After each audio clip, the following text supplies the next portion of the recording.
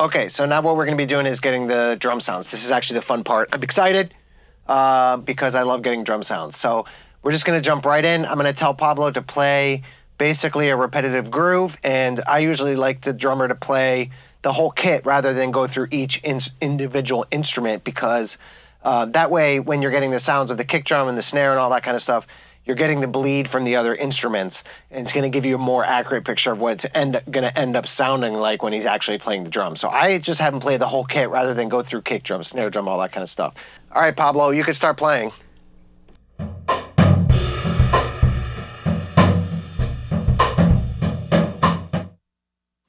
Okay, so what I'll usually do first is I'll leave everything up the center so that it's all mono. So when I'm checking the phase, it's usually easier to hear mono. The most important thing when it comes to recording drums for me is checking that the phase is coherent, or at least sounds good. So a phase could be a whole separate episode, but I encourage you to look up phase if you don't know the basic understanding of phase. But the most important thing for me is to use phase in a way that's pleasant. So there's obviously phase where it's completely canceling out the frequency, but more times than not, things are not entirely 100% out of phase. So I flip the phase to find out which way I like it the best, and then I'll go with that. Typically, when you hear something that's really out of phase, the low end and the body of the instrument will go away, and then you'll know there's an issue. So you can go out and move the mic, or you can just flip the phase if you like the way it sounds that way. So what I'll do first, I'll get the general level on the mic pre's for all the mics, make sure that nothing is peaking. Then I'll check the phase against all the other microphones. Then I'll go for some EQ moves and some compression. And so I'll take you through all that process. So first thing I'll do is bring up the overheads.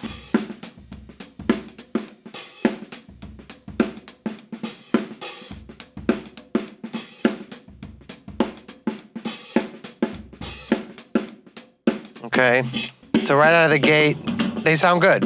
What I'm gonna do is just solo one at a time.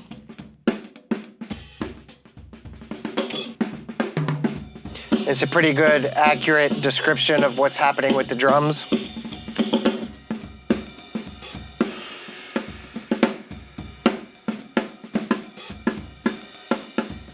And so now I'll flip the phase on the input. There's a phase button on the console here.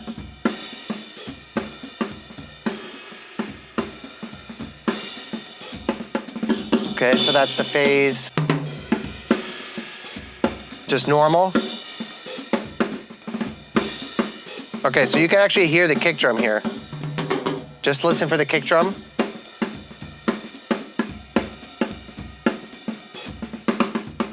So when I flip the phase, actually, the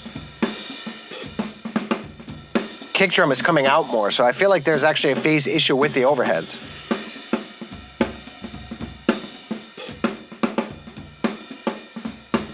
So what I'm gonna do, Pablo, is I'm gonna have Pablo change the mics for me. So can you do me a favor, and the overheads, can you bring them down maybe 4 or 5 inches? So normally I would normally I would probably go out and do it myself. And then like make them like 2 inches wider. I would do it myself or have my assistant do it. But in this case, Pablo and I work together really well. This way I don't have to get out of my chair, and he'll just do it for me. So first thing I'll do with the phase is typically I'll just move the mics, and hopefully that'll solve the problem right out of the gate. And we're hoping that, there's not like a cable that's polarity is wrong. All right, you can start playing again.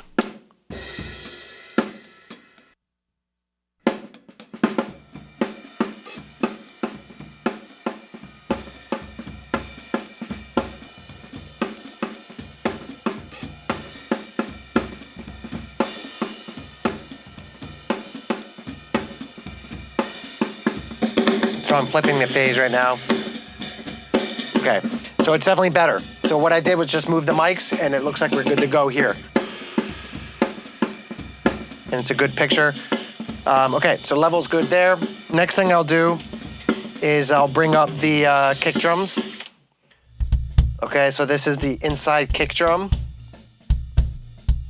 Sounds good. Sounds like what a kick drum should sound like. Very natural.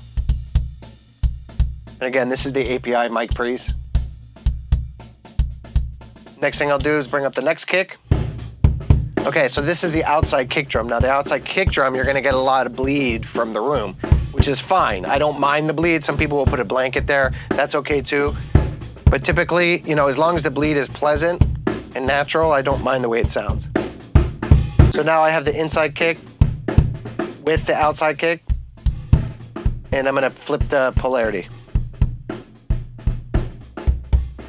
So you hear the big difference. All the mid-range disappears, right? So I like the way it sounds when it's not flipped. But you know, you could flip it and have that kind of scooped out vibe. But for me, I want all that body in that. So with the outside kick drum for this, the only mic pre that I'm using differently than the board is the outside kick, and that's the 1073. And the reason I'm doing that is because I love the distortion effect on the outside kick. I typically, for this type of sound, so we're going for more of like a rock sound, big room, that kind of vibe, I'll definitely do more compression and EQ and stuff than I would if I was just doing like a jazz record. So with the outside kick drum, I'm actually looking for a little bit of crunch from it, and I love the way the 1073's distortion is. So what I'm gonna do now is go to the 1073, okay? And I'll bring down the output and crank the mic pre.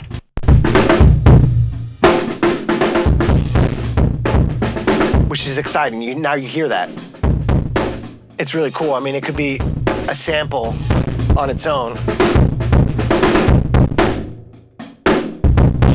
And I like that sound. I'm also gonna do a little bit of EQ.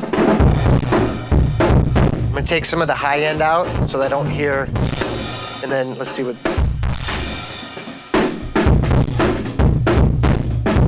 Take a little bit of mid-range out.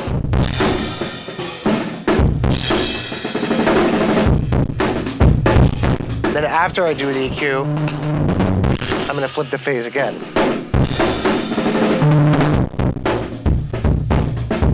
Okay, so it seems okay. Maybe it's a little too much crunch. Okay, now I've really got to compensate with the output. Okay, so now the level's not too much, so it's crunchy, it's distorting the mic pre. So now I'm gonna put it up with the inside kick. Inside kick, I think, could use more gain.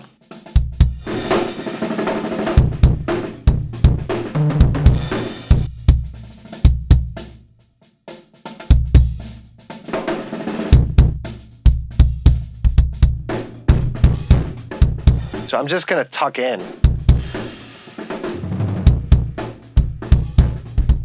I'm just tucking in that outside kick drum. And then I'm gonna add, it just adds some excitement. And then I'm gonna add the overheads back in, still in mono. And what I'm gonna do is I'm gonna flip the phase now on the overheads and see if they're in phase with the kick drum.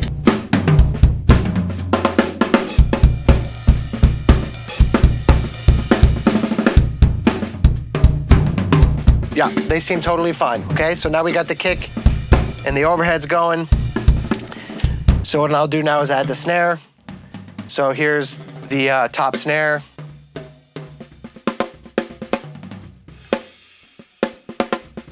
This is the SM7. And then I'll add the bottom snare. The bottom snare by itself. Right, so now remember that the mics are pointing to each other. So what we want to do is, since the mics are pointing to each other, we want to flip the phase on the bottom snare.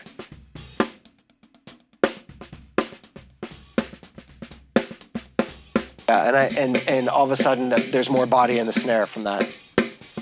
I'm going to bring up the gain.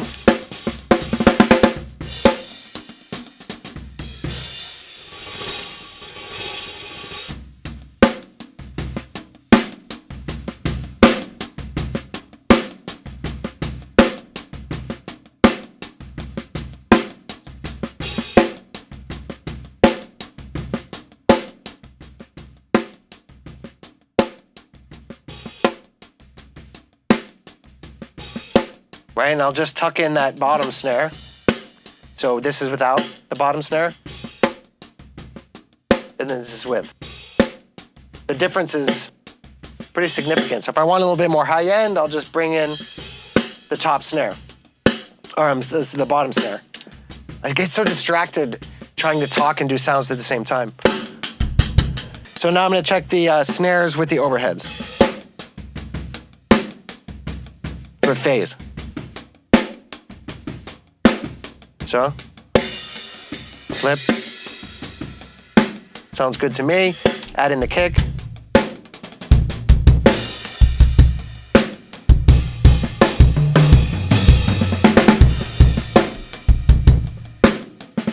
Right, so now we're starting to get an image. And I mean, that could be the drum sound right there, honestly.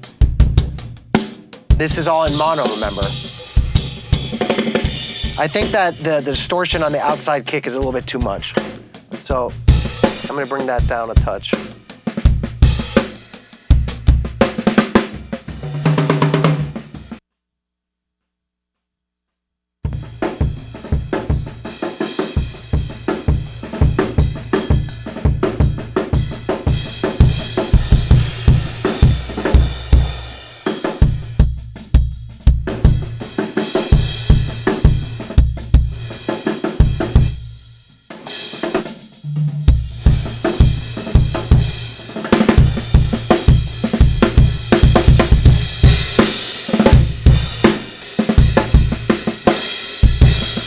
Okay.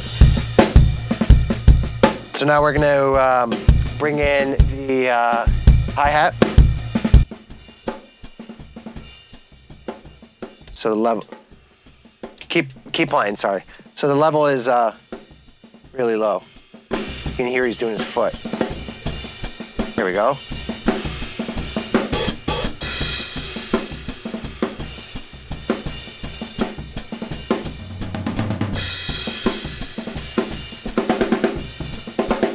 So it sounds good. There's a lot of bleed from the snare, but that's okay. You know, as long as that sounds natural, it's gonna create the overall sound of the drums. I just realized that I had that pan to the left. Breaking my rule here. Okay, so now I'm gonna bring that in with the snare and the kick drum.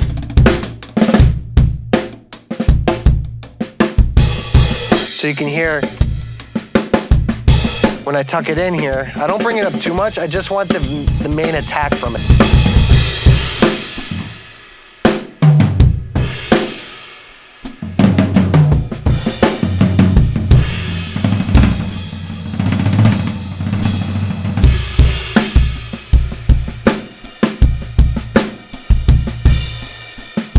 Okay. So now let's bring in the toms. With the toms, you know, I'm just making sure really that the bleed is good here from the cymbals. That it sounds pretty good, natural. It does sound good.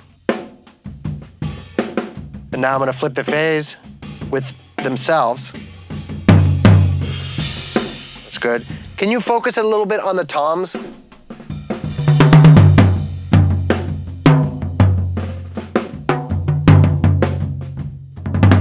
So the mic pre's are pretty hot here. I'm gonna turn them down a bit.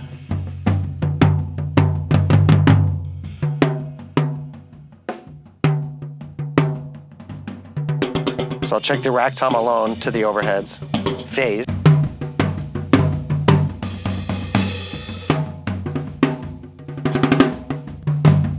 Yeah, you can really hear that. When I flip the phase on the rack, you hear the bottom end go away. Listen. There it's flipped. And now I'm gonna flip it back. See, it's such a huge move. I mean, if you're not checking that stuff, you can end up just trying to compensate for the fact that it's just a phase switch, which is nuts. Okay, so now I'm gonna mute the rack and just bring in the floor.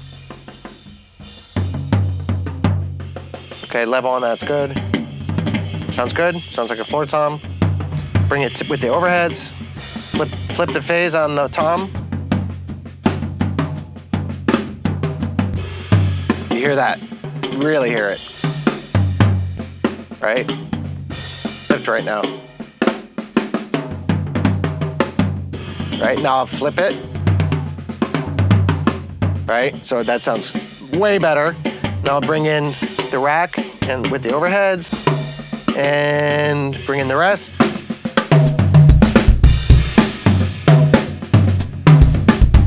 Right, so now we're starting to get a drum sound. That could certainly be the drum sound. So this now is what, you know, we kind of have like the main elements of the drum sound. You know, kick, snare, hat, rack, overheads, and this is kind of like your foundation of the drum sound. The thing is that I like more excitement in my drums. So this can definitely be used, but now's when we get into the kind of the fun mics. So let's bring up the crotch mic, which is the Coles ribbon mic. Okay.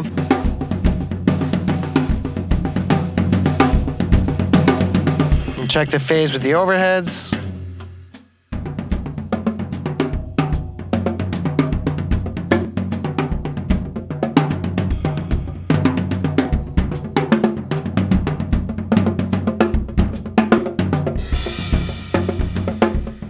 Phase is fine. Okay. I love this mic. This is the crotch mic. Okay, you can do like the whole kit again.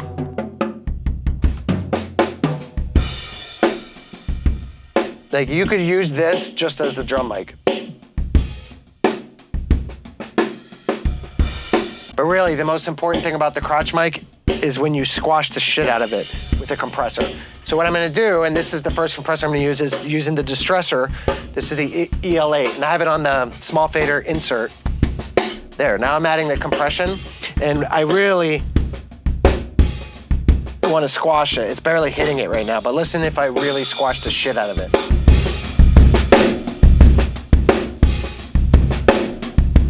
Wow, right? So the excitement is there for sure. I love it. Now, changing the attack and the release time on the Distressor is significant. So if I make the attack really fast, see how it's taking the transients away? So you're not getting that attack. It does create a pumping sound, which can be really cool. So what I like to do is kind of get the track pumping a little bit with the tempo of the song.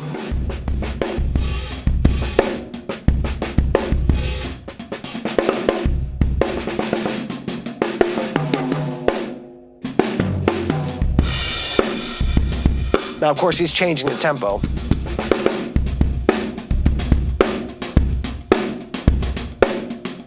You can kind of tighten it up a little bit too by making the release a little bit slower.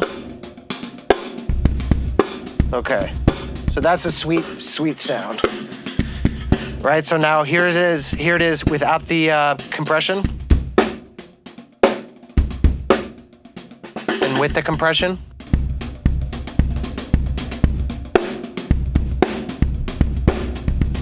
Amazing, amazing! It just adds so much excitement. So now let's hear it with the rest of the drums. This is without it. And with it.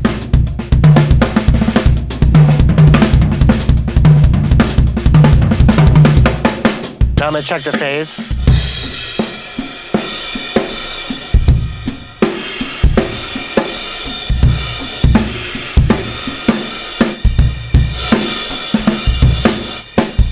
Without it. With it. I like to just tuck it in. It's adding a significant amount of excitement to the room or to the drum sound. Okay, now let's check our U67 room mic.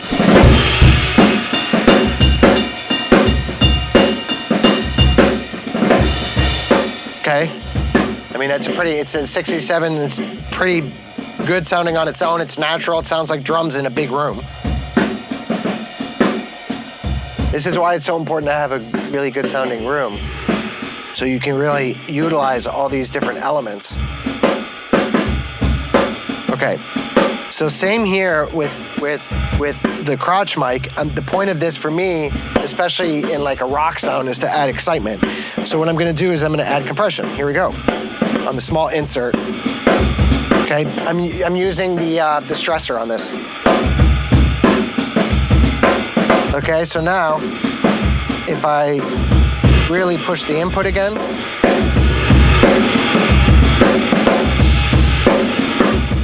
compensate the output,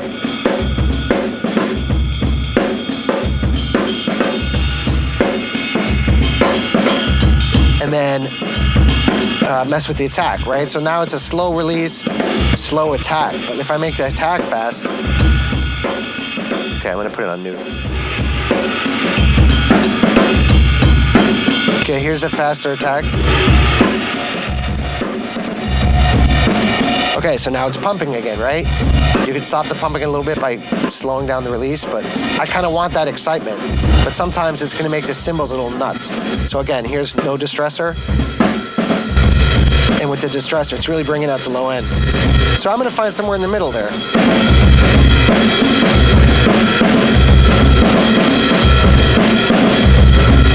Okay, no distressor. And now I'm adding the distressor. Okay, so again, no compression and compression. The difference is huge. You're really adding excitement to everything.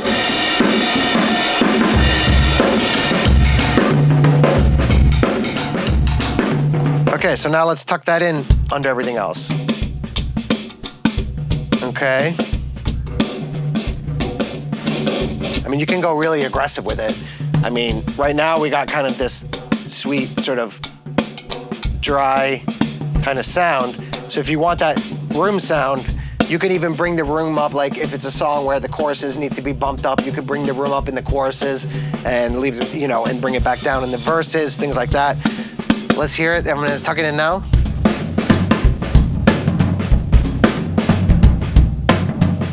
Flip the phase. Phase is fine.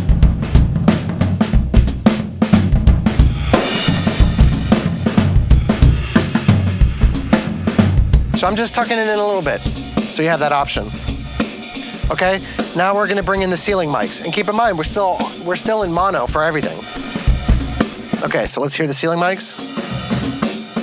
So these are the ones that are stuck on the ceiling, the PZM mics that are stuck on the wood ceiling of the live room. Flip the phase on one of them. Sounds good.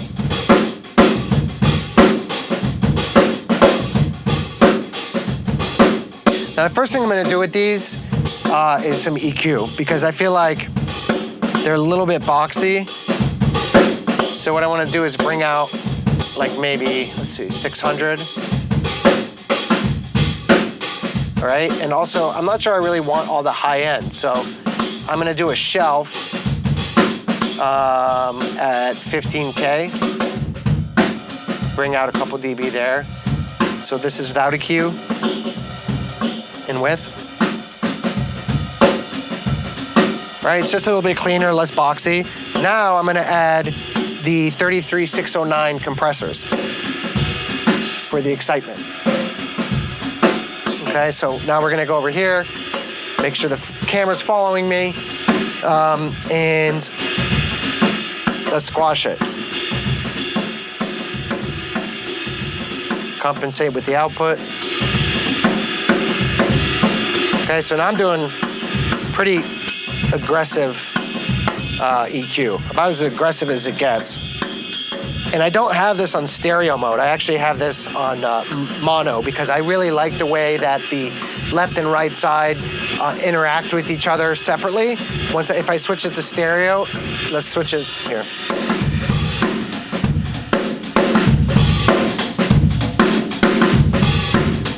Okay, so this is in stereo mode now. Right, so stereo mode is gonna make it phase coherent, and they're gonna react, the compressors are gonna react similarly. Now switch it to mono. Mono's a little wilder. Okay, Okay, so this is without, okay, so at least, so you hear that. I mean, it's really bringing the excitement out. Okay, no compression.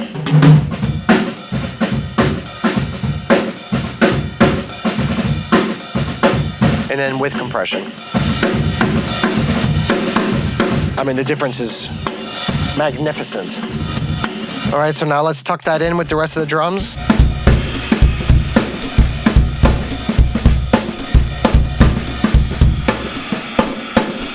So now, right, we can have all kinds of different things going on with this sound.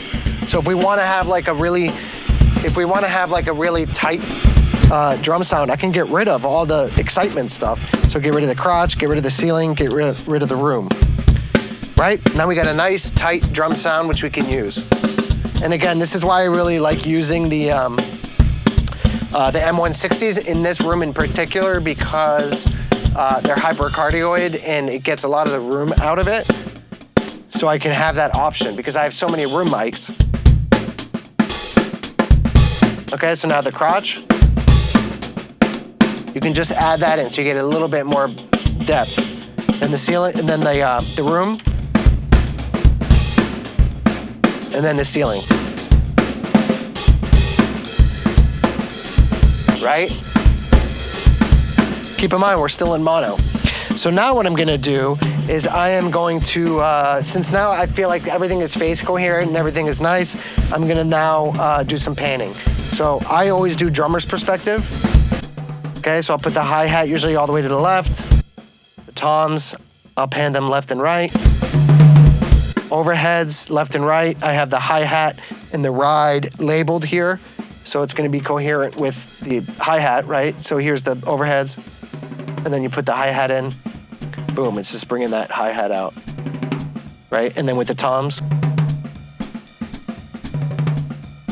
Okay, now we're getting even more excitement. Take everything out. Ceiling mics panned.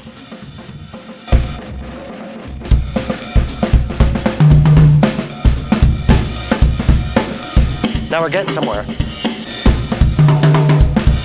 Okay, so I've done no EQ, no compression other than the room mics. The room mics are where I've really compressed. You could record this way and be fine with it. The thing for me is I like to record with all the processing that I want to hear. I'm recording with it. And the reason that is because it's exciting and it's more fun.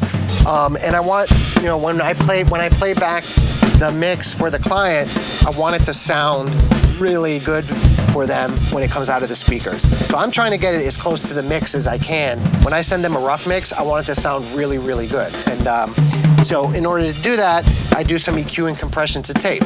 So what I'm gonna do now is kind of dive into a little bit more details with that kind of stuff. All right, so first things first. Okay, and this is where solo is gonna come into play, is that, you know, you can really fine tune with this stuff. So here's the inside kick. Okay, with this I have an SSL EQ. I really like the SSL. This is the 611 EQ because I can really shape the sound in all kinds of different ways. But for this, so for instance, we're doing like kind of a rock sound, I'm gonna scoop out some stuff. So I'm scooping out some lower mids. I can add some bass, some like lower bass stuff, add a little attack. The attack I'm getting here around 5K. Okay, so this is without EQ and with, and then you combine it with the distorted outside kick.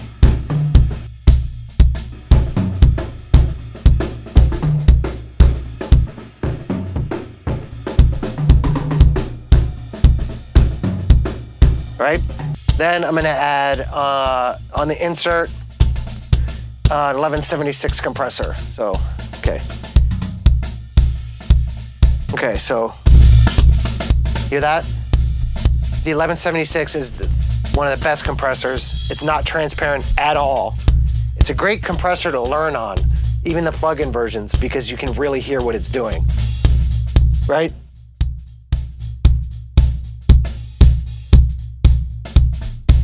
So for this, I just want to get a little bit more attack, maybe rein in the low end a little bit. So I have a slow attack, and even a slow attack on the 1176 is somewhat fast. And then the release is a fast release, but I'm gonna make it a little bit slower. And I like that. I'm not going too crazy here. Maybe 3 dB at the top or at the loudest of compression. Okay, so here's without the compression. And with. Maybe too much actually. So I'm gonna bring it back a bit. Bring down the input, compensate with the output. Okay. I like it. It's controlling it. It's giving us a little bit more attack, and that's what we want.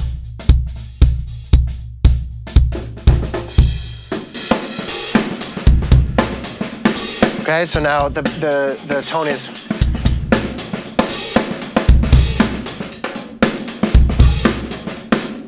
Okay, so now the tone is starting to get there. Okay, top snare. It sounds good. Again, it sounds good, but I want more excitement. So let's add the insert. And on the insert, I have for this, what did I do for this? The second 1176, I should have known. Okay, so here again, if I pound it, you can really go nuts with it. But again, I'm not gonna go too crazy. So bringing up the input, I'm bringing up the input if I want more compression. And I'm getting, slow attack, fast release for the snare for me. And you want to be careful to not go too crazy and make sure that the hi-hat sounds good still. We want the hi-hat to sound good as the bleed into the snare. Okay? And then I add the Pultec. So here we have a Pultec EQP 1A. This is a tube EQ, and it's notoriously awesome sounding. So I put this in, and I want to bring in some of the high end out of that snare drum. So if I boost here, you see that? Without, and then in, okay? So that's around 8K with a really broad bandwidth. That's 5. Here's 3K, which is kind of awesome. 10K. The 10K sounds really nice. So does the 8K. So that's the 10K. Now this is fully boost. I want to be careful not to bring out too much of the hi-hat so then I lose control of the snare. So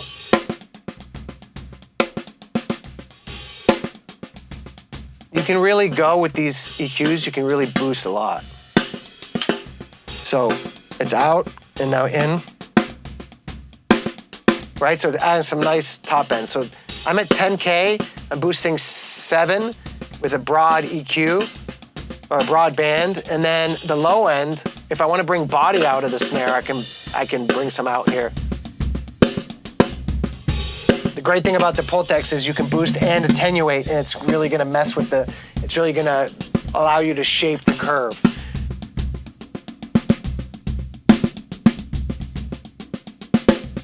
So I'm at 100 hertz here. I'm going to add about 4 at 100 hertz, then bring the attenuation down about 2. At 100. Now this is without the EQ, and then with. I like it, but I don't like the low end, so I'm gonna leave the low end out. I'm just gonna use this for the high end. Okay, so we got the 1176 into the Pultec, and now with the mix. Here it is with the mix.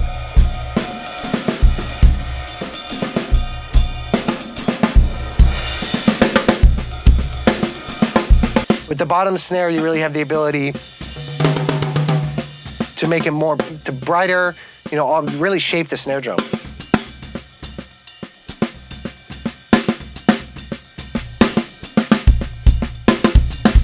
So that's sounding good. Let me take I think the kick drum is over compressed. So I'm gonna bring that back a bit. Okay. Also, I think maybe the crotch I want a little bit more attack. So I'm gonna put some more attack into the crotch compression. Oh, Jesus. Okay.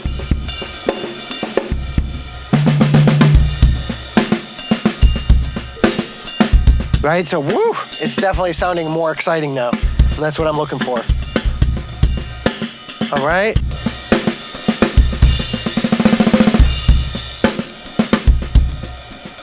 Okay, so with the overheads, I also have a tube compressor, the Revolver. I think the overheads are a little bit dark. Keep in mind that those M160s are ribbons. So I'm gonna actually bring up on a shelf some top end. And I'm gonna do that, let's see. So this is at 10K. Let's go down to 2.5.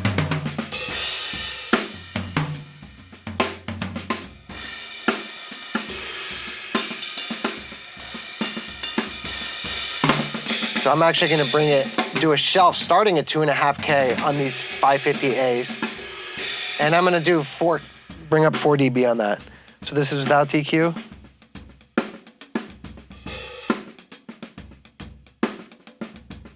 Okay.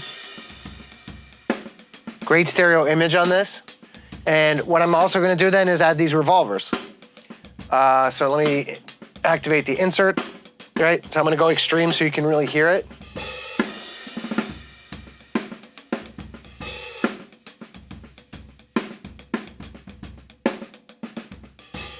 Right, so these are fairly transparent. They add more color than anything. So I'm gonna go slow attack, fast release, and these have a dual threshold. So I love these because they're tubes. These are a newer model.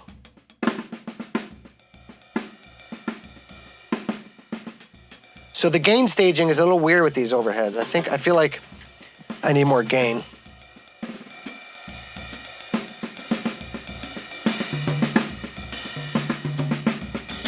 So I'm boosting the gain here.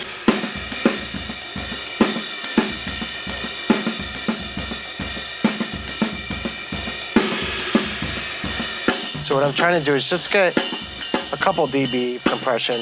It's more about the color than anything.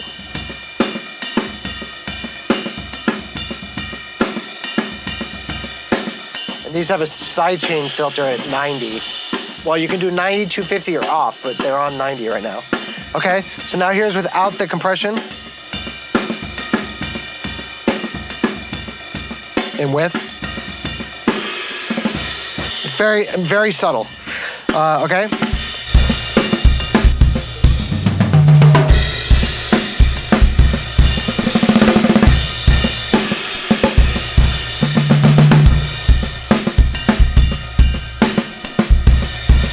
I still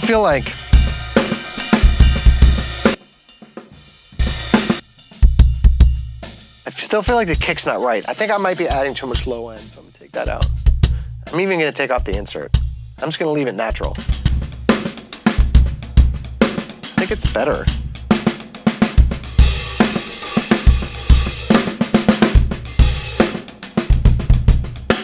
And then you bring in that outside kick and just all of a sudden it's just crunchy and vibey.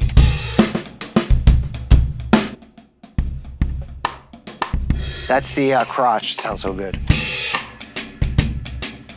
Right? Okay, so here's no rooms, and then you add the rooms. So we got a vibe happening now. Right, so we have a lot of options, and so, that's a great starting point for the drum sound. I mean, normally I wouldn't even take this long to get the drum sound, but obviously this whole video is about drums, so it's fine. But we have a lot of options. We can go for a nice dry sound. We can have a big room sound. We can have just like a really far away room, compressed room. I mean, I like having all those options. But generally, if you kind of tuck everything into and make sure the phase is right, you got a good sound. One more thing that I like to do, every time I'm doing drums, I always want to do something I haven't done before. I always want to do something that's a little bit more interesting, that like kind of pushing myself a little bit. So what I've done in this scenario is I've sent a mix of the drums through the buses of the console into a chain, which is the Zulu, then the 1073, then the DBX 160As. And what I'm doing here is I want to have a super crunched, crazy, vibey mix of the drums that I can tuck in. So I'm actually taking the input of the console through all these things, so there's no phase issues or latency with Pro Tools. So I've already gone through and patched all this. So, okay, so now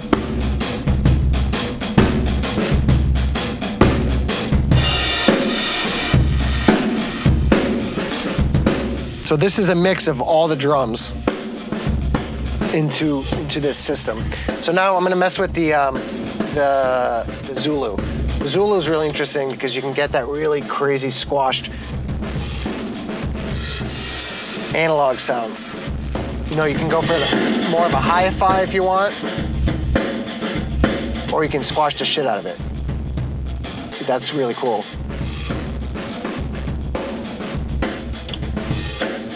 I don't want it too much because I'm going to add some distortion elsewhere too. Right, so there's a little vibe right there. Okay, now I'm gonna squash it through the Neve preamps I have on the console. So I'm gonna bring the output of the Neves all the way down because I'm about to crush the shit out of this.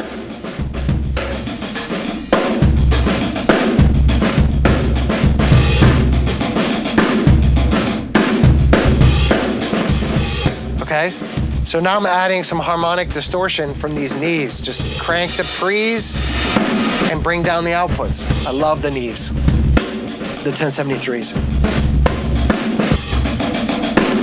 Now I'm gonna fuck with the compression. So these are the DBX 160s, like I said. Put those in. These are extraordinarily untransparent. You can really hear these. Listen to that. This is what, 4:1 ratio. I'm squashing them about, I don't know, 5 or 6 dB. And it's really cool sounding. I love it. Okay, so that's the parallel squash. Now keep in mind that's on its own. You know, we're not hearing anything else. So let's bring that down. Bring in the rest of the drums. Okay, so here's the drum mix that we had. Now let's bring in the parallel squash.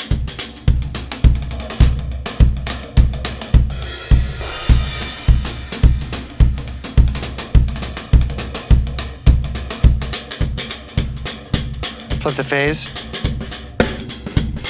You hear that? There's some weird phasing going on here.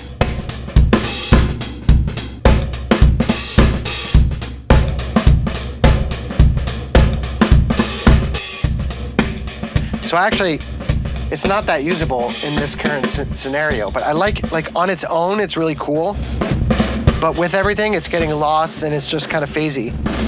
So what I'm gonna do is I'm gonna send, in order to get the phase coherent right, I'm gonna send from Pro Tools and monitor from there to the bus. We had some issues with the delay compensation, and that happens a lot with parallel busing.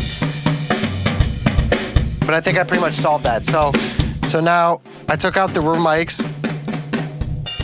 So now we just have like this squash situation going on, which is really interesting and can be used. It sounds kind of cool by itself, but you can kind of tuck it into the mix as well.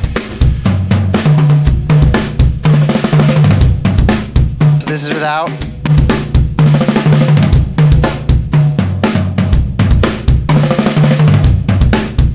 Truth is, in this parallel squash, I'm not that excited about. It sounds cool by itself, but in the mix, it's not working. There's a little bit of phase stuff, and that happens when you're recording drums. You know, you can try all this different type of stuff. Sometimes it works, sometimes it doesn't. So I'm kind of happy with the way the drums are sounding without that parallel squash, and then all the other compression and stuff happening. This is what it sounds like.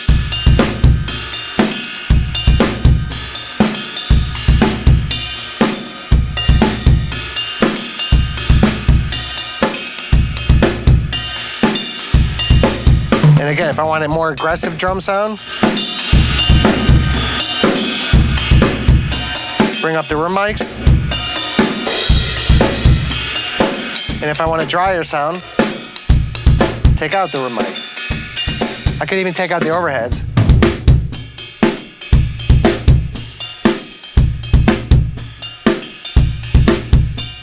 And now you have like a really nice dry sound.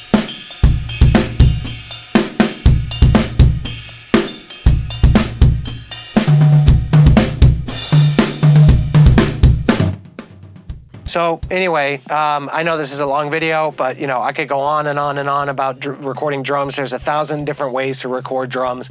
I think it's really important that you experiment. Try some compression, try some EQ, try doing it just completely natural, just straight through the preamps. Sometimes that sounds better. In this scenario, since we're doing big rock drums, I wanted to go nuts and have some fun with it, especially to showcase on the video. But you know, in a jazz setting, and I'd love to do that on another video, is just recording jazz drums. It's completely different. That video might be 10 minutes long because it's really more about being transparent and capturing the performance. Anyway, follow us on Instagram at Pinch Recording. You can listen to our podcast at Pinch Music Podcast. That's where we curate playlists. And we do heated debates about different types of music, and sometimes we'll interview artists and stuff as well. That's part of the Paper House Network. Please like, subscribe, and all that fun stuff. We'll see you in the next episode.